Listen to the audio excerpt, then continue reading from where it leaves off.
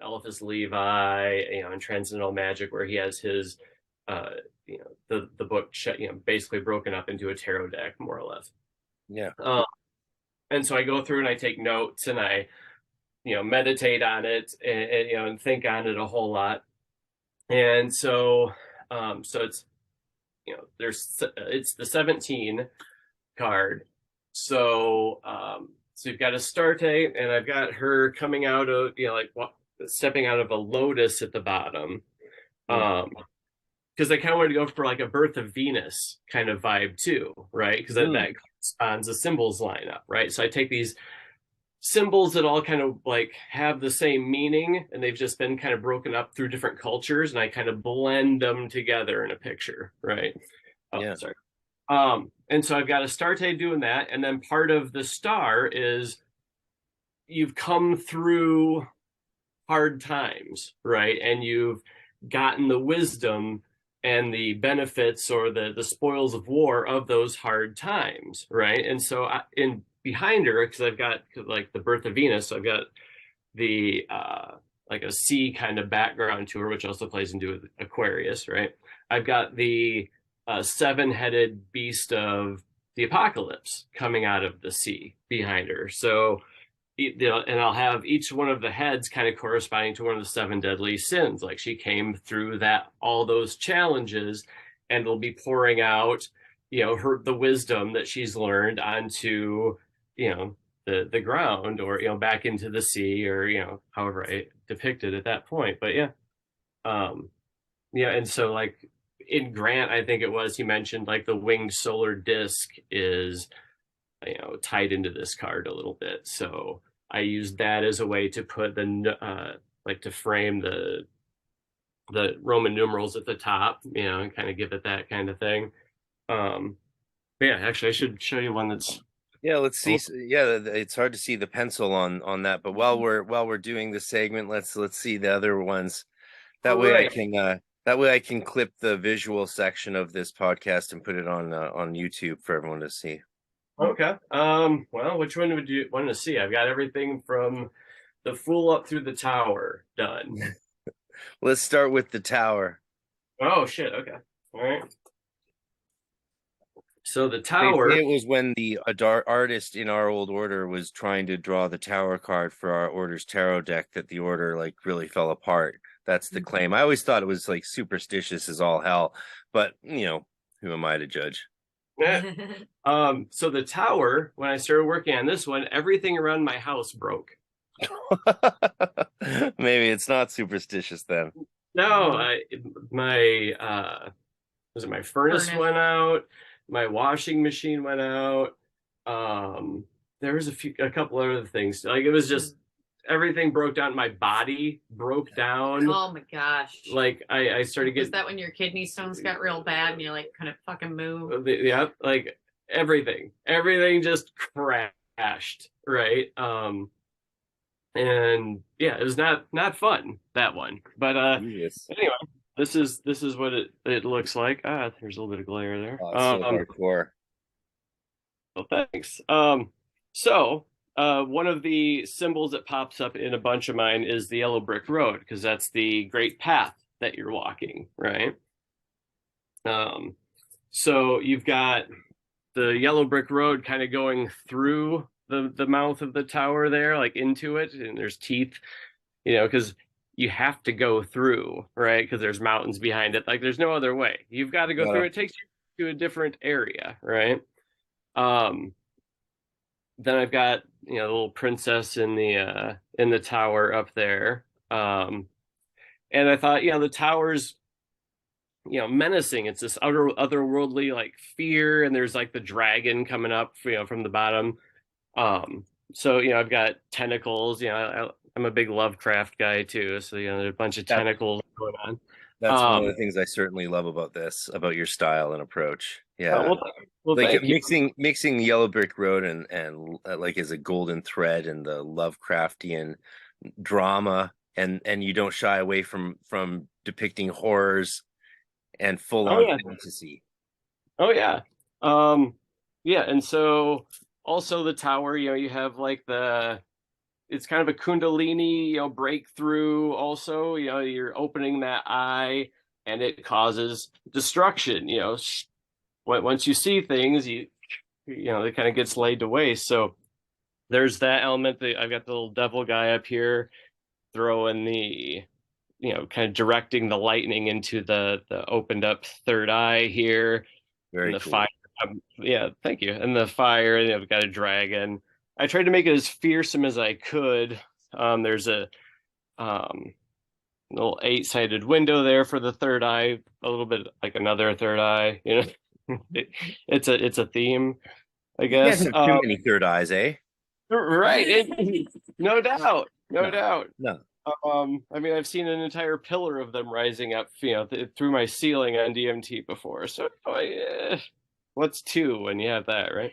Exactly. Yeah. Then I've got like the Pope down here getting. Is the Pope impaled? The Pope is impaled. Yeah. Like on a spike. Right. Last time it seemed to work. Yeah. Well, Poor Pope. Who will look after all the deaf children? Well, yes. Right. So, on the death card, he decapitates the Pope. And what was it, 2 days after you finished the death card? No, the day. Okay. The day after I fit. Yeah, here's the death card. This is the full size one. But you can see at the bottom here, you got the little decapitated Pope guy looking a little distraught because, he's not a happy camper, eh? Yeah, right. Yeah, and so that is so cool. The fact that your death card's on a merry-go-round blows my mind. I fucking love that. Well, thanks. Well, I mean, it's life is a big cycle, right? It's a big going around cycle, and it's a merry-go-round if we're lucky. Well, right. And Baal being kind of a clown god in a lot of ways. I like kind of incorporating a little bit of a carnival circusy aspect into stuff when I can. Oh my god, yes. And so so the death card, what I did is I took my little death guy here, and I put him on a pale horse, and I thought, okay, well, pale typically means like white or like a real faint thing, but I'm like, bone is pale, that works, right? And so I wiped out the rest of the merry-go-round animals because he's deaf. He killed them all. And the rest of the card is pretty colorful, except Death himself and the horse he's on is black and white. Because life is this big, colorful, loud, spinning thing until Death comes around and makes everything real black and white real fast. And I've got like the little time hourglass with little wings on it. There's like a little embellishment and time flies. Right, exactly. Yeah, and the Scorpio thing, emblem, and Anubis up here and the bones, and anyway, that's the most recently completed one. One of the things I find with some of the new tarot decks that are really visually appealing that draw me in is that they don't also have the esoteric component and hidden symbolism as well. And that's one of the things I think that I'm identifying as really appealing about your cards is they have both, because you have that aesthetic as well as the ability to execute it well. And then the deep magical component, fusing them together, and that's exactly what I think it takes. Like, are you going to make some of these prints available at some point to people? Well, yeah, I have prints available currently. The idea was to get them on Amazon, but they haven't gotten there yet, so I need to get some type of ability to do that.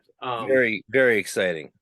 Well, thank you. But yeah, people want them, I guess. I can't wait to get one up. Yeah. Well, thank you.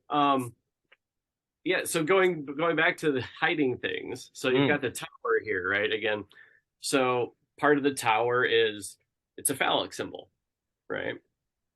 And so you look at it, it's big phallic symbol, and you kind of, and it's got the teeth and everything, just like a real penis. Right. Exactly. Yeah. Now I'm gonna have nightmares. Wait, doesn't everyone have the teeth at the end? No. Right. Yeah. But if you look at the tentacles, I hide the word sex in there. So my God. That's amazing. right? And That's if you look at amazing. the position of the Pope and the King, they've both been impaled, but it looks like you could make a case for them thrusting, right? And there's the woman behind each of them that's been impaled, which is another kind of sexual connotation there. They tie together in a most explicit way, suggestively. Oh my God, that's horrific and hopeful at the same time. Well, thank you. I appreciate it. I can't believe that you thought that, but like, I mean, I don't mean it this way. Like, it's hard. I know you. I believe that you would put that much thought into it. It's just it's impressive. It's very darkly impressive. Like, yes, yeah, well done, sir. Well, thank you. I appreciate it. That's probably one of the darkest tower cards ever made, but also one of the funnest. Well, It's got a dragon, it's got the devil, and the yellow brick road leading to the jaws of death and destruction. And yeah, sounds like another good day in 2023. Well, yeah, or at least 2020 and up until now.